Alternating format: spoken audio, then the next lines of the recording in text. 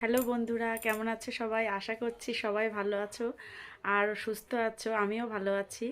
তো আজকে একটা গুরুত্বপূর্ণ ভিডিও নিয়ে সবার সামনে উপস্থাপিত হয়েছি। যেহেতু আমার ডেলিভারির আর বেশি দিন বাকি নেই, তো হসপিটাল ব্যাগ তো রেডি করতেই হয়। বেশ কিছুদিন ধরেই এটা ওটা অ্যারেঞ্জ করে আর বিভিন্ন রকম ভিডিও দেখে আমি কিন্তু একদম পরিপূর্ণভাবে রেডি। আর কয়েকদিন আগেই আমি নার্সিং হোমে গিয়ে দেখে এসেছি, বা আমি নার্সদের সঙ্গে কথা বলে এসেছি যে কি কি জিনিস লাগতে পারে। তো সেই সম্পর্কে আমার একটা আইডিয়া হয়ে গেছে। তো আমি ভাবছি সবার সঙ্গে আমার ডেলিভারির যে হসপিটাল ব্যাগ সেটা আমি শেয়ার করব। তো চলো বেশি কথা না বাড়িয়ে ভিডিও শুরু করা যাক। আমি আমার হসপিটাল ব্যাগে কি কি নিতে চলেছি তার আগে বলে রাখি, যারা আমার চ্যানেলে নতুন প্লিজ চ্যানেলটাকে সাবস্ক্রাইব করে আমাদের পাশে থেকো। আর হচ্ছে ভিডিওটা ভালো লাগলে একটা লাইক, কমেন্ট আর অবশ্যই বন্ধুদের সঙ্গে শেয়ার করা চাই। তো চলো শুরু করা যাক।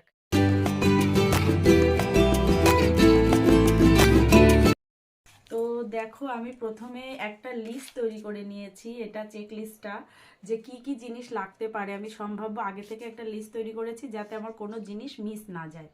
তো প্রথমে যেটা লাগবে সেটা হচ্ছে একটা বড় ব্যাগ, তো অবশ্যই লাগবে। তো আমি এই ব্যাগটা কিনেছি, বড় ব্যাগ, যার মধ্যে যেহেতু এখন শীতকাল, একটা জিনিস যাতে এর মধ্যে ধরে আর আমাকে একাধিক ব্যাগ তৈরি করতে না হয়, তার জন্য এই বড় ব্যাগটা তৈরি করেছি। উঁচুতে ধরো। ব্যাগটা তৈরি করেছি না, ব্যাগটা কিনেছি। আর আরেকটা এক্সট্রা ব্যাগ নিয়েছি, সেটা হচ্ছে এই যে আরেকটা। দুটো ব্যাগই লাগবে, কারণ শীতকাল তো এখন, যেহেতু কম্বল, চাদর আর বিভিন্ন রকম জিনিস এতে, তাই জন্য দুটো ব্যাগই লাগবে। তো একটা কথা আমি বলে রাখি ভিডিওর প্রথমে, যে আমরা কিন্তু যেহেতু গ্রামে থাকি, সেহেতু আমাদের বেবির জিনিসপত্র বাড়ি থেকে প্রথম দিক থেকে, প্রথমে মানে বেবি হওয়ার আগে বেবির কোনো জিনিসপত্র কিনতে না করা হয়। এবার আমি হচ্ছে সেই নিয়মটা মানছি, এই জন্য বেবির কোনো কিন্তু জিনিস কিনিনি। তবে কিছু কিছু জিনিস বেবির জন্য নিয়ে যাব, যেগুলো আগে থেকে বাড়িতে ছিল, সেটাও আমি দেখাচ্ছি। তো প্রথম যেটা আমাদের নিয়ে যেতে হবে সেটা হচ্ছে আমাদের সমস্ত রিপোর্টসগুলো। এই সব রিপোর্টসগুলো সুন্দর করে অ্যারেঞ্জ করে এই ব্যাগটার মধ্যে নেব। এখানে সমস্ত রিপোর্টস থাকবে, আর রিপোর্টসের মধ্যে যে যত স্ক্যান রিপোর্ট করা হয়েছে সমস্ত রিপোর্ট থাকবে, প্রেসক্রিপশান থাকবে, আর থাকবে হচ্ছে যেটা হচ্ছে গুরুত্বপূর্ণ জিনিস, সেটা হচ্ছে কোথায় গেল, সেটা হচ্ছে আধার কার্ড। না, প্রেসক্রিপশন তো নিতেই হবে যতগুলো। আধার কার্ড বা ফটোকপির একটা জেরক্স বা আসল একটা ফটোকপি নিয়ে যেতে হবে, ফটো আইডি যেটা, সেটা নিয়ে যেতে হবে। কারণ ওখানে যখন ভর্তি করাবে তখন কিন্তু অবশ্যই কিন্তু আধার কার্ড বা প্যান কার্ড চাইবে, অথবা ভোটার কার্ড। এবার বারবার যেহেতু আমরা ডাক্তারের কাছে যাচ্ছি, রিপোর্টগুলো মাঝে মাঝে দেখাতে হয়, কিন্তু যেদিন একদম ফাইনালি যাব ওখানে, রিপোর্টগুলো সব ডেট ওয়াইজ সাজাবো, মানে সাজিয়ে নিয়ে তারপরে যেতে হবে। এইবার আসছি পোশাকের ব্যাপারে। এবার আসছি পোশাকে। আমি হসপিটালে যাওয়ার জন্য একটা পোশাক নিয়ে যাব, মানে পোশাক তো পরে যাব। আর ফেরার জন্য একটা পোশাক, মানে এইটা আমি পরে আসব। আর এইটা দেখো, ম্যাটারনিটি একটা ড্রেস, যেটার মধ্যে এই যে চেন সিস্টেম আছে। যদি আসার সময় বেবি কান্না করে তাহলে ওকে ফিডিংটা এখান থেকে এটা খুলেই করা যায়। এটা কিনে নেওয়াটা সুবিধা। আমি এইটা আরেকটা কিনেছি, এটাও কিন্তু আমার ওই সেমই, একই। এটাও আমি ওখানে পড়তে পারবো, বা আমি আসার দিনও পড়তে পারবো। এই দুটো আমি নিয়ে যাচ্ছি। আর সেই সঙ্গে নেব আরও 3টে নাইটি।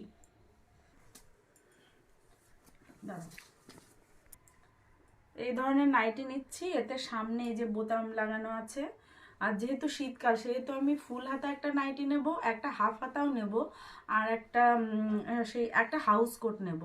আর সেই সঙ্গে কিন্তু আমাদের পেটিকোটটা অবশ্যই নিতে হবে, কারণ যদি আমার হাউস কোট পরানো হয় সেখানে ড্রেসিং টেসিং করানোর ব্যাপার থাকে। পেটিকোট কিন্তু একটা নেব। তো এইটা একটা, এই নাইটি আমি এরকম 2-3টে নাইটি নেব। আর 3টে পোশাক নিলাম, একটা যাওয়ার, একটা ফেরার, আর একটা যদি দরকার লাগে ওখানে পরার জন্য। আর শীতকালে সোয়েটার, সোয়েটার তো অবশ্যই নিতে হবে, কারণ সিজারের পরে তো, মানে জানি না এখনো নর্মাল কি সিজার হবে, কিন্তু যেহেতু এখন শীতকাল। আর এই সোয়েটার, এই যত পোশাক সমস্ত কিন্তু কিন্তু আমি সব আগে থেকে সার্ফ দিয়ে কেচে তারপর ডেটল দিয়ে পরিষ্কার করে নিয়েছি। তো আর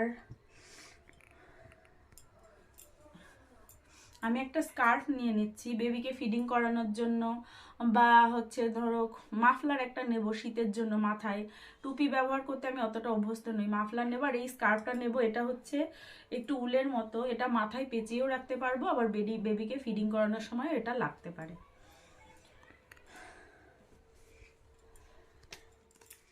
এবার নিচ্ছি হচ্ছে আমি মানে আমার নার্সিং ব্রা, যে নার্সিং ব্রাগুলো দেখো এরকম একটা সিস্টেম থাকে, এখান থেকে এইভাবে এটা খুলে এখান থেকে কিন্তু আমরা বেবিদেরকে ফিট করাতে পারবো, কারণ এই ব্রাগুলো এই সুবিধাটা আছে। তো এরকম ব্রা আমি 4টে ব্রা নিয়ে যাচ্ছি, কারণ শীতকাল হয়তো লাগলো বা বেবিকে ফিট করানোর সময় ভিজে গেল বা যে কোনো কারণে, আমি কিন্তু যেহেতু ওখানে 3-4 দিন থাকতে হবে, তাই আমি 4টে ব্রা সঙ্গে নিয়ে নিচ্ছি।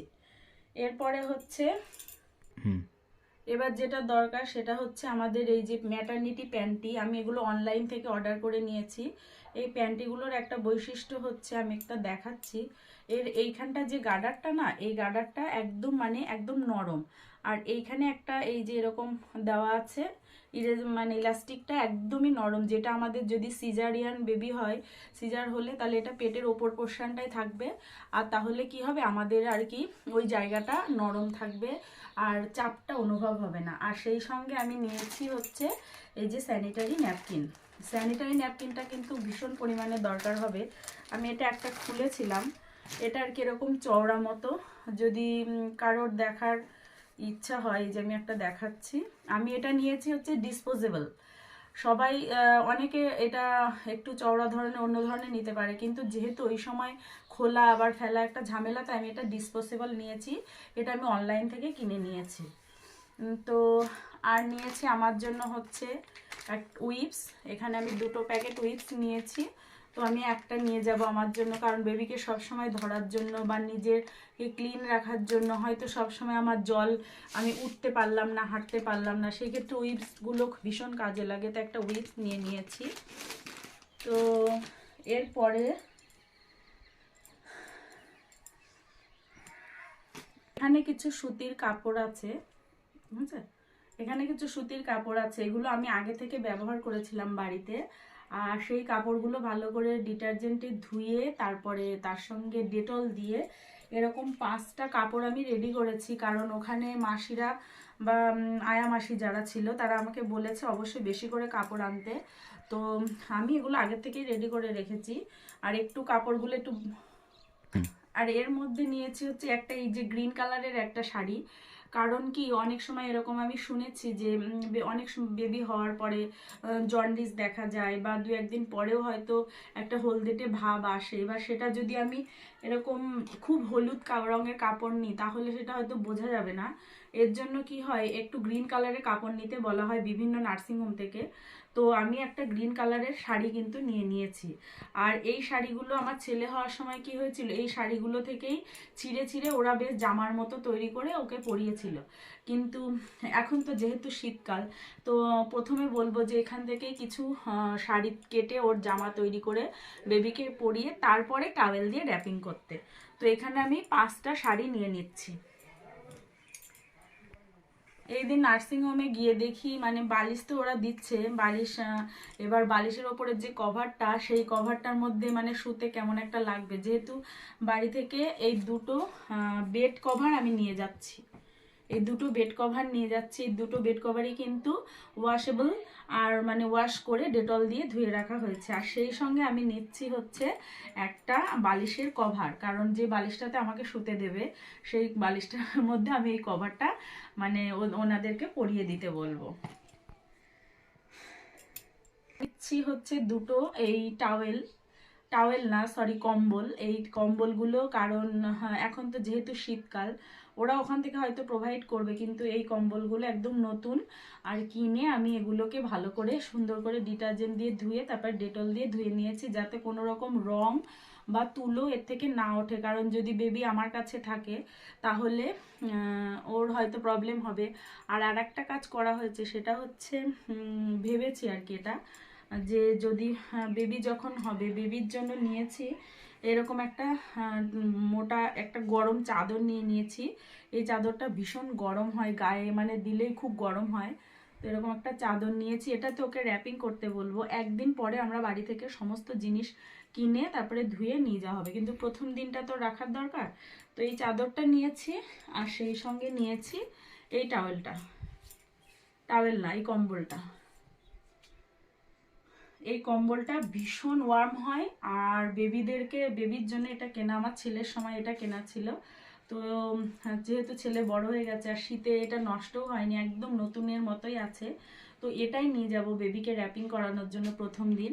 তারপরে যদি সময় থাকে সেই দিনই বাড়ি থেকে কিছু জামা কাপড় কিনে মানে ওয়াশ করে নিয়ে যাওয়া হবে, যেহেতু এখন শীতকাল। বেবির মোজা, টুপি, তারপরে বিভিন্ন রকমের জামা, কিন্তু সব কিছুই কিনতে হবে, সোয়েটার সবই তুলোর কিনতে হবে।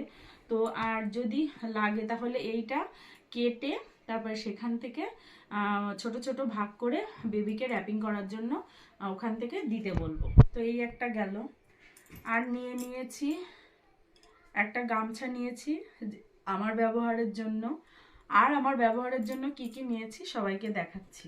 আর এই আমার একটা সুতির ওড়না ছিল, এই ওড়নাটা আমি ভালো করে কেচে এইভাবে পেঁচিয়ে এইরকম করে ঠিক এই পজিশানে নিয়ে যাব, কারণ এইখানটা বেবিকে মাথা রেখে প্রথম যে কদিন ও থাকবে এটার মধ্যে মাথা দিয়ে ও মানে শোয়াবো। আমরা যেহেতু এক্সট্রা কিছু কিনিনি, তো এটা একটা ভীষণ ভালো একটা জিনিস, এটা সুতির আর গরমও হয়, এরকমভাবেই কিন্তু নিয়ে যাব। আর নিয়েছি একটা স্যানিটাইজার, একটা হ্যান্ড ওয়াশ, আর অবশ্যই ব্রাশ তো নিতেই হবে, ব্রাশ নিয়েছি, সেই সঙ্গে পেস্ট নিয়েছি, একটা চিরুনি অবশ্যই নিয়ে যেতে হবে। আর এই চিরুনিটা আমি ভালো করে সুন্দর করে মানে নতুন তবু আর একবার কিন্তু ওয়াশ করে নিয়েছি। আর যতটা ছোট জিনিস নেওয়া যায় তাই আমি একদম ছোট ছোট জিনিস কিনেছি। এটা জানি না মাখতে পারবো কিনা। এটা একটা বডি লোশন, এর বড়ও ছিল, বড়ও বাড়িতে আছে, কিন্তু বয়ে বয়ে নিয়ে যাওয়া আর রাখারও একটা ব্যাপার আছে, আমি ছোটই কিনেছি সব। আর একটা নিয়েছি ফেস ওয়াশ, যদিও এখনই ফেস ওয়াশ মানে ইউজ করতে অতটা ইচ্ছে করে না, তখন কি হবে জানি না, তবুও নিয়েছি। আর এটা একটা মেথি সিড হেয়ার অয়েল, এটা আমি বাড়িতে মাঝে মাঝে ইউজ করি, এইটাই নিয়ে যাচ্ছি কারণ এটা শীতকালে জমবে না, এখন তো শীতকাল। তো এইটা এইভাবে খুলতে হয়, এটাই আমি নিয়ে যাব যেহেতু 2-3 দিন থাকবো তার মধ্যে। আর বেবি হওয়ার পরে তো একটু মাথা যন্ত্রণা করে, আর আমি মাথায় তেল না দিয়ে একদম থাকতে পারি না, তো এটা অবশ্যই নিয়ে যাব তেলটা। আর সেই সঙ্গে নিয়েছি একটা আয়না,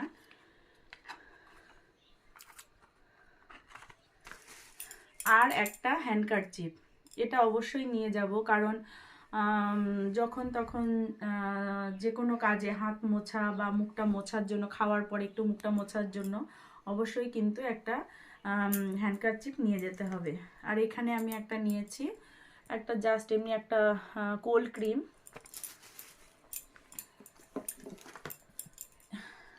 এইখানে একটা বডি লোশন আছে, এটা হচ্ছে ইচিং এর জন্য, মানে যদি এখন তো শীতকাল ড্রাই হয়ে যায়, আর আমাদের যেহেতু স্ট্রেস মার্ক পড়ে, এই ক্রিমটা স্ট্রেস মার্কের জন্য ভীষণ পরিমাণে মানে কাজে দেয়। এটা আমি নিয়ে যাব, পায়ে হাতে টাতে যদি দেওয়ার জন্য এই লোশনটা নিয়ে যাব।